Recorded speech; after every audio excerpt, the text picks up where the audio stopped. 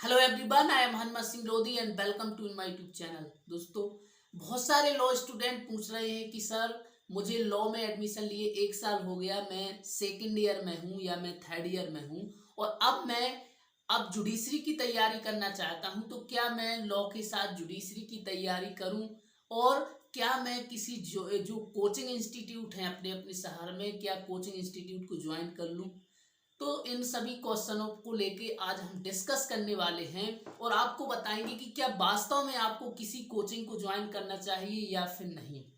तो दोस्तों, सबसे पहले यदि आपने एलएलबी 3 इयर्स प्रोग्राम में एडमिशन लिया है या 5 इयर्स प्रोग्राम में, अगर आपका उद्देश्य है कि आपको जुडिशरी क्लियर करना है और आपको भविष्य में जज बनना है, तो सबसे पहले आपको ऐसे सब्जेक्ट्स पर पहले से ही ध्यान देना पड़ेगा जो जुडिशरी में है।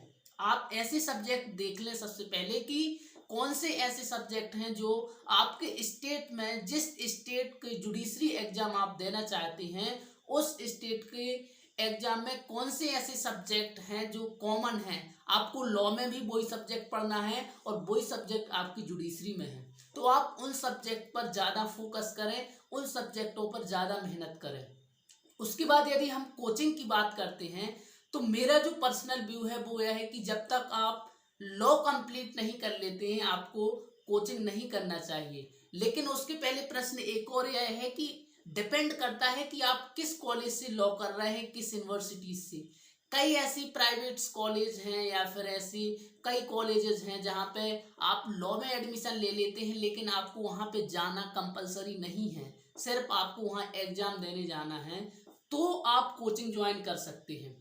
और अगर आप ऐसी अच्छी यूनिवर्सिटीज़ में पढ़ रहे, अच्छी कॉलेज में पढ़ रहे हैं जहाँ पे आपको कॉलेज जाना मैंडेटरी है, रोज हर रोज वहाँ पे जाना जरूरी है, अटेंडेंट जो है वो कंपलसरी है, तो आप वहाँ ऐसी कंडीशन में मेरा ये मानना है आपको कोचिंग ज्वाइन नहीं करना चाहिए। क्योंकि अगर आप कोचिंग ज्वाइन करेंगे तो दो दो चीज़ों पे आप बहुत अच्छे से फोकस नहीं कर पाएंगे। क्यों? क्योंकि एक और आपके मान लीजिए आप 6 घंटे अपनी कॉलेज में देते हैं, फिर 4 या 5 6 घंटे इतने ही कोचिंग में भी देना, तो वो फिर थोड़ा मुश्किल हो जाता है। तो यदि आप ऐसी कॉलेज से हैं जहाँ पे रेगुलर कॉलेज लगती हैं, रेगुलर आपको कैंपस में जाना पड़ता है, तो आप बिल्कुल भी कोचिंग तब तक ज्वाइन मत करिए जब तक आपकी लॉ कंप्लीट नहीं हो जाती। कई जो कॉलेज हैं उनमें ऐसी फैकल्टी होती हैं जो आपको गाइड कर सकती हैं कि आपको जुडिशरी की तैयारी कैसे करना है, अच्छी फैकल्टी होती हैं। तो आपकी कॉलेज में जो अच्छी फैकल्टी है उसी फैकल्टी से आप गाइड लीजिए, उनसे पूछते रहिए कि सर मैं मेंस की तैयारी कैसे करूं, मुझे आगे क्या करना चाहिए, किस तरह से पढ़ना चाहिए। ये सारे जो बेसिक गाइडेंस होते हैं वो बेसिक गाइडेंस आप अपनी फैकल्टी से ले सकते हैं, आप अपनी कॉलेज की फैकल्टी से ले सकते हैं। और यदि आप ऐसी लॉ कॉलेज में जहाँ पे रेगुलर कॉलेज नहीं लगती है तो आप बिल्कुल कोचिंग ज्वाइन कर सकते हैं, क्योंकि आपको कोचिंग करनी ही पड़ेगी। क्योंकि लॉ एक ऐसा सब्जेक्ट्स है, एक ऐसा कोर्स है जो बिना टीचर के आपको समझ में नहीं आता है। अगर आप डॉक्टरी कर रहे हैं तो आपको कॉलेज जाना ही पड़ेगा, आपको वो प्रैक्टिकल करने ही पड़ेंगे, नहीं तो आप एक अच्छे डॉक्टर नहीं बन सकते। ऐसे ही यदि आप लॉ कर रहे हैं तो अगर आप कॉलेज नहीं जाते हैं तो आपको कोचिंग करनी पड़ेगी।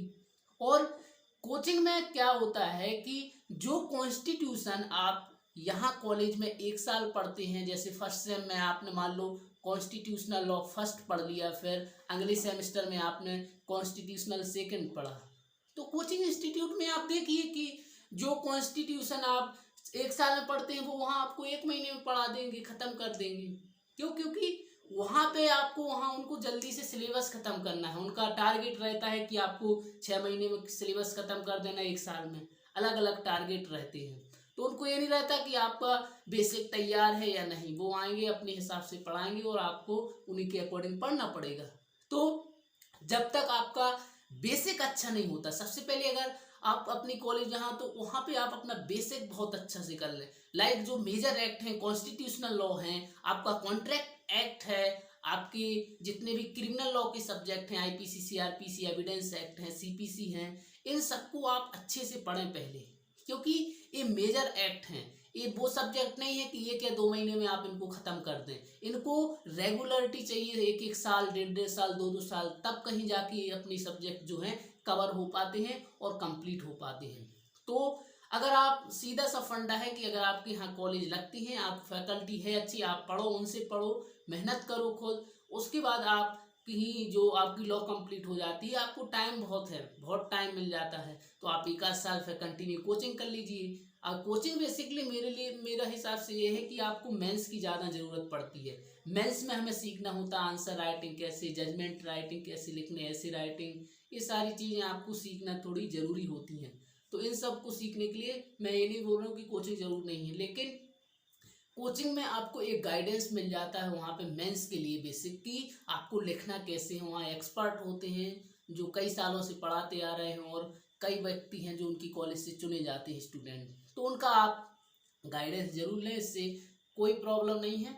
लेकिन आप अपना पहले बेसिक क्लियर करें, उसके बाद ही जुडिशरी की तैयारी करें, क्योंकि अगर आपका बेसिक क्लियर नहीं होगा तो आपको कोचिंग में भी कुछ भी समझ में नहीं आएगा। ये मेरी आपको एक सलाह है। दोस्तों, यदि आपको यह मेरा वीडियो अच्छा लगा तो प्लीज़ इसको लाइक करें, शेयर करें, और ऐसे ही वीडियो देखने के लिए आप हमारे चैनल को सब्सक्राइब जरूर कर लें। और मिलते हैं अगले वीडियो में। Thank you everybody watching this video and stay connected.